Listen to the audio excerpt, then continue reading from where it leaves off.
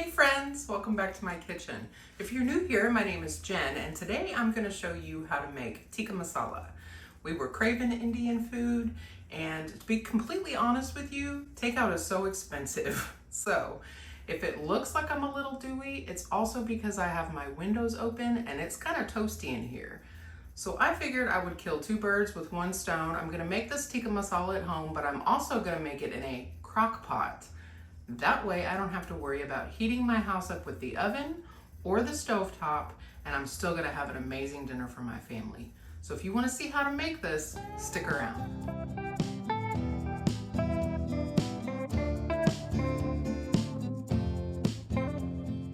All right, y'all. So I'm using my large crock pot because I'm like doubling this recipe. But if you have a smaller family and you don't need to cook quite so much, you can just use a normal size crock pot. But I'm gonna start off with a couple of smallish onions and I'm just dicing them. This recipe is very similar to butter chicken. The difference being is butter chicken is made with bone-in chicken traditionally, and it's cooked in butter, obviously, as the name states. And it doesn't have onions in it. Traditional butter chicken does not have onions. Tikka Masala is a little spicier, a little chunkier, and it has onions in it. So they do both have kind of similar flavor palette, but they are different in a lot of ways at the same time. So I'm just gonna, on the bottom of my crock pot, I'm going to put my 2 onions that I chopped up. And I'm going to add some garlic. Yes, I am using garlic. I am saving time today. This is supposed to be quick and easy, so I'm gonna keep it quick and easy. I'm gonna add some garlic in there, and if you didn't know, garlic that comes in a jar like this is actually elephant garlic, and it's not as strong. So if it looks like I'm adding a lot of garlic, it's really not. This garlic is nowhere near as strong as if you chopped it up yourself. It has a much milder flavor. So into the bottom of my crock pot are my onions and my garlic. This recipe calls for fresh ginger. I don't have fresh ginger. The grocery store didn't have fresh ginger, and I don't even have any powdered ginger. So I'm skipping that. I hate that I'm skipping it, but if you have fresh or powdered, use that. So you're gonna wanna add that in with your onions and your garlic. Now, as I said before, butter chicken uses bone-in chicken. Today I am using boneless, skinless chicken thighs. I like the flavor of chicken thighs. You can use chicken breasts, but the meat in this recipe is not going to be nearly as moist as chicken thighs would. They retain a lot more moisture when they are cooked over long periods of time than chicken breast does. Now I'm just cutting these thighs into about 1-inch pieces.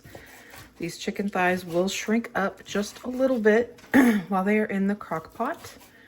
No, I'm not wearing gloves. It does not bother me to touch raw meat. If it bothers you to touch raw meat, wear gloves. But for me, it just really, as long as you're washing your hands, it is not a big deal. So cut your chicken thighs into 1-inch chunks, or however big you want them. You could leave them whole, I guess, if you wanted to. Add them right on top of your onions, your garlic, and your ginger. And then I'm gonna wash my hands real quick and I'm gonna show you how to make the sauce. For our sauce that is going to turn into our gravy, I am going to start with 1 large can of crushed tomatoes. If you are making a single batch of this, you'll only need 1 regular can. So I'm gonna add that in. I need 4 tablespoons of tomato paste, ish, give or take. It's about a half of a normal size can. I'm gonna put a little splash of lemon juice, maybe a tablespoon, just for flavor. And then we're gonna add our herbs. I'm gonna add, and all of this is optional. You know, if you don't want this to be as spicy, you can omit things and change them around as long as you have the base flavors. So I'm gonna add about a teaspoon of chili powder.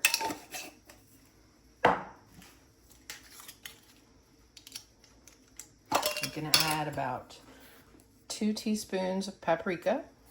You can use smoked paprika, I guess. I'm not really sure about that, but if you have it and you want that kind of flavor profile. I'm gonna add about 2 teaspoons of cumin.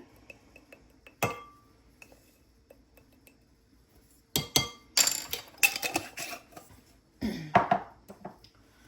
gonna add a teaspoon of turmeric.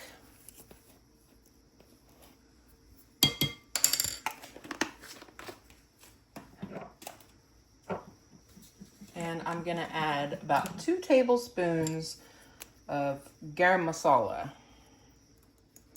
which is what is gonna give this its distinctive flavor.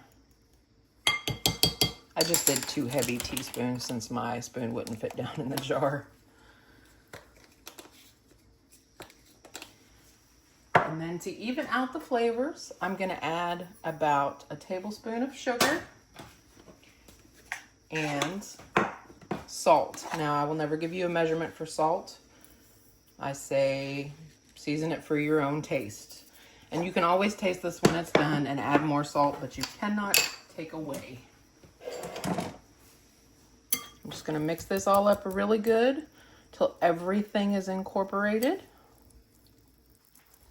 And once it's all mixed up, then we're just gonna pour this right over our chicken. Right into the crock pot.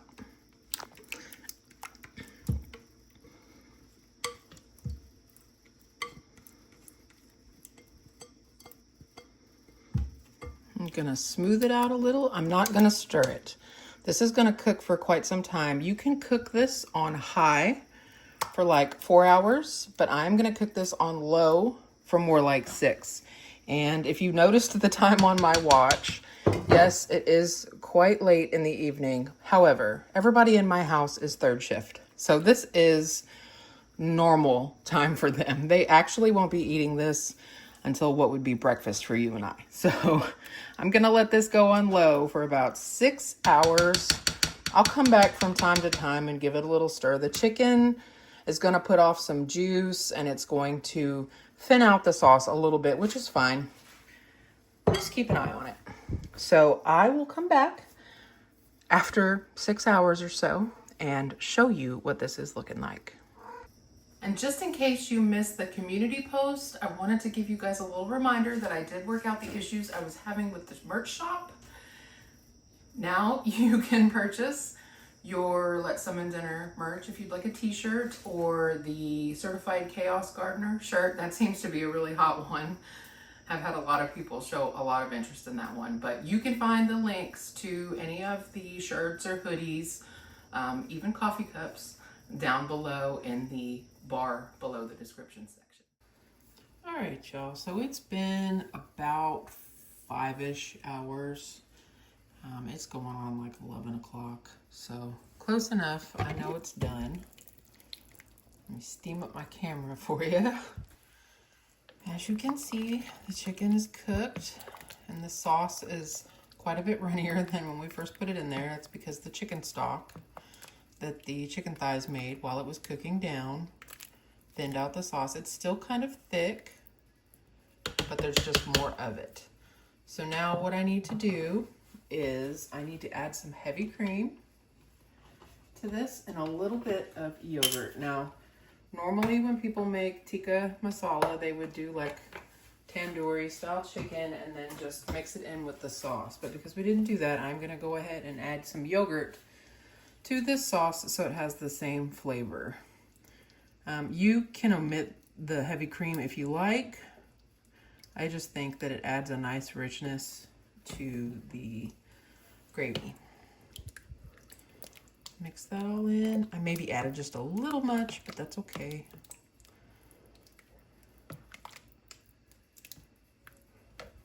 And then I'm going to just put like 1 good sized spoonful of Greek yogurt in this and mix it in really well.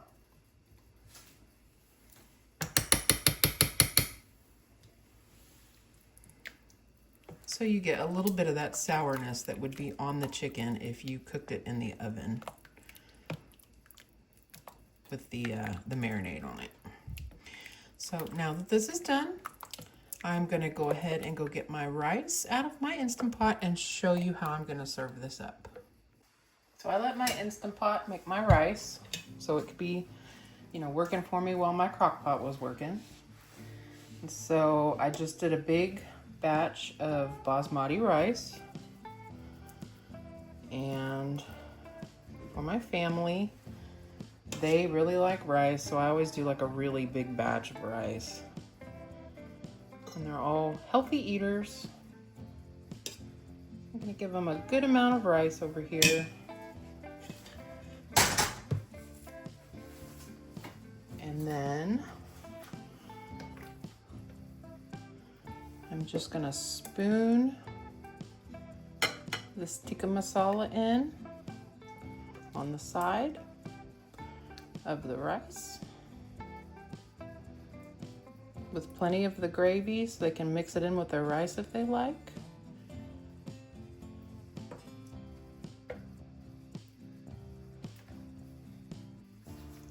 Gonna give them some roasted garlic naan bread, and because we're a family of cilantro lovers, some cilantro right on top of that. And that is their dinner when they get home in the morning. This will keep really well in the refrigerator, and they will be happy to have this after a long night at work. So I really hope that you give this recipe a try. It's definitely nice to be able to bust out your crock pot and let it do the work for you. If you do give this a try, leave me a message down below in the comment section and let me know what you thought about this. And until next time, friends, happy cooking.